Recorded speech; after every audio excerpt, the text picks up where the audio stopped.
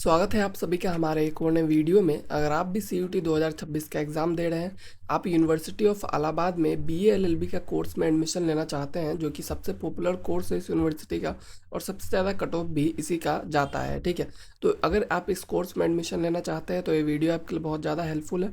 मैं आपको सीयूटी का एलिजिबिलिटी बताऊँगा, ठीक है, कि इस कोर्स में एडमिशन लेने के लिए क्या सब्जेक्ट रहना चाहिए, कौन एलिजिबल है कौन नहीं है। उसके अलावा आपको कट ऑफ वगैरह बताऊँगा जो लास्ट ईयर इन लोगों का था। ठीक है, और साथ ही साथ जो एडमिशन प्रोसेस है वो भी मैं आपको क्लियरली एक्सप्लेन कर दूंगा। ठीक है, तो वीडियो को पूरा एंड तक देखिए ताकि आपका जो भी डाउट है यूनिवर्सिटी ऑफ इलाहाबाद का बी एल बी एडमिशन को लेके वो जो है वो क्लियर हो सके। ठीक है, तो चलिए हम लोग वीडियो में आगे बढ़ते हैं और देखते हैं। तो सबसे पहले इलाहाबाद यूनिवर्सिटी के बारे में अगर मैं बेसिक डिटेल्स आपको बताऊं, ठीक है, तो ये आपका सितंबर 23 1887 को इस्टेब्लिश हुआ था। और यूनिवर्सिटी ऑफ इलाहाबाद जो है आपका प्रयागराज में लोकेटेड है और फोर्थ ओल्डेस्ट मॉडर्न यूनिवर्सिटी है इंडिया में, क्योंकि आप देख सकते हैं 1887 का है। ठीक है, बहुत ही पुराना यूनिवर्सिटी है और ऑक्सफोर्ड ऑफ द ईस्ट के नाम से ये जाना भी जाता है। ठीक है, कैंपस और लोकेशन का बात करेंगे, लोकेटेड आपका प्रयागराज में है, जो कि फॉर्मरली पहले वो इलाहाबाद था। ठीक है, तो वहाँ पे इसका लोकेशन है। तो ओवरऑल यूनिवर्सिटी जो है काफ़ी अच्छा है और इसलिए इसके जो प्रोग्राम्स है, ठीक है, वो भी बहुत ज़्यादा कॉम्पिटिटिव आपको देखने को मिल जाता है। ठीक है, तो अगर इसके अलावा अगर मैं आपको बताऊं कि जनरल एलिजिबिलिटी क्या है, ठीक है, कि अगर आपको यहाँ पे एडमिशन लेना है तो एलिजिबिलिटी आपके पास बेसिक मिनिमम क्या रहना चाहिए, तो आप जो है मतलब अपना 10+2 जो है वो आपका पास्ट होना चाहिए। ठीक है, स्कूलिंग जो है आपका रिकग्नाइज्ड बोर्ड से किसी से भी होना चाहिए या फिर इस यूनिवर्सिटी कोई है उससे आपका रिकग्नाइज्ड होना चाहिए। ठीक है, आपके 12th में 45% मार्क्स रहने चाहिए अगर आप जनरल है, 42% अगर आप ओबीसी है और 40% अगर आप एससी या फिर एसटी है, जो भी आपका क्लास 12 का एग्जाम था उसमें। ठीक है, तो ऐसा कोई बहुत ही बड़ा एलिजिबिलिटी नहीं है। अगर जनरल एलिजिबिलिटी का देखेंगे तो ऑलमोस्ट सारे लोग जो है वो आपका एलिजिबल है। ठीक है, इसके अलावा अगर हम लोग देखेंगे सीयूईटी में आपका क्या एलिजिबिलिटी है, ठीक है, तो बी एल एल बी जो ऑनर्स वाला प्रोग्राम है इसके लिए अगर देखेंगे आप तो इंग्लिश और हिंदी में से एक लैंग्वेज आपका कंपलसरी है। ठीक है, इंग्लिश या फिर हिंदी दोनों में से कोई एक लैंग्वेज आपको आना चाहिए, कोई एक लैंग्वेज में आपको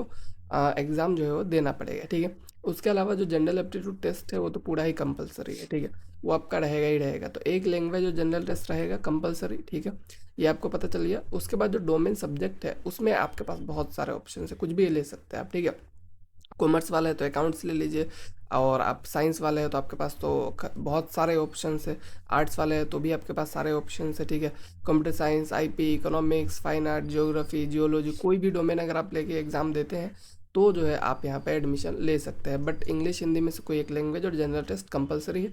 डोमेन आपको जो भी इजी लगे, जो भी जैसा भी लगे, आप जो है उसको ले सकते हैं। तो मैं कहूँगा वही डोमेन लीजिए जिसमें स्कोर करना ज़्यादा बेटर हो, जो ईजी हो। साइंस वाले हैं तो अगर आप बायोलॉजी में ज़्यादा स्कोर कर सकते हैं तो वो लीजिए।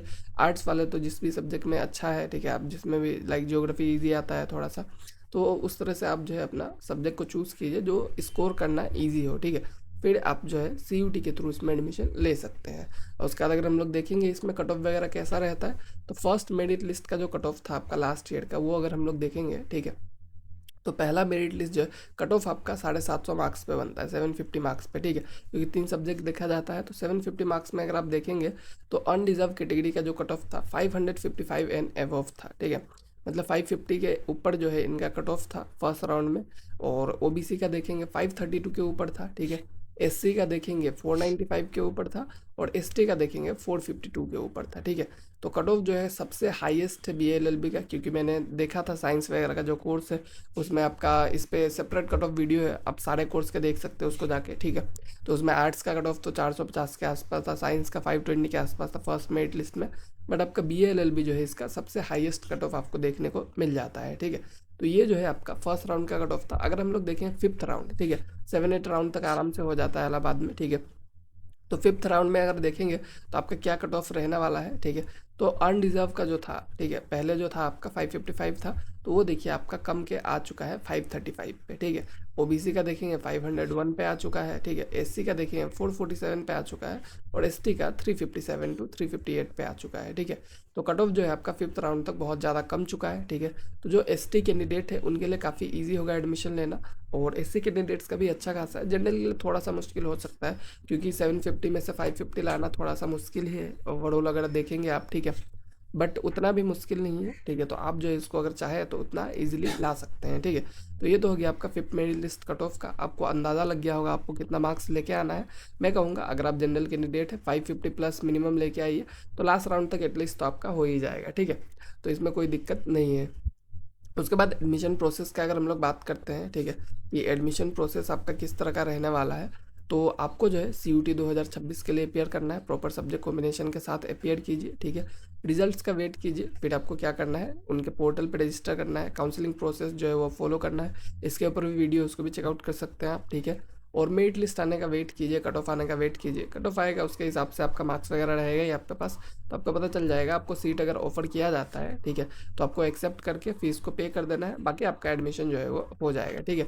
ऑफलाइन वेरिफिकेशन वगैरह जो होता है उसके लिए आपको बुलाया जाएगा, आप जाके वेरीफाई करिएगा, हो जाएगा, ठीक है। तो आई होप BLLB एडमिशन को लेकर आपका कोई भी डाउट नहीं रह गया होगा। फिर भी अगर कुछ रहता है, आप मुझसे पर्सनली बात करना चाहते हैं, तो आप जो है हमारा पेड काउंसलिंग बैच को ज्वाइन कर सकते हैं। CUT NCET के लिए 149 में अभी आपको देखने को ये मिल जाएगा, ठीक है। तो लिंक आपको डिस्क्रिप्शन में मिल जाएगा, फिर व्हाट्सएप पर करके भी आप इसको ज्वाइन कर सकते हैं। Okay, thank you.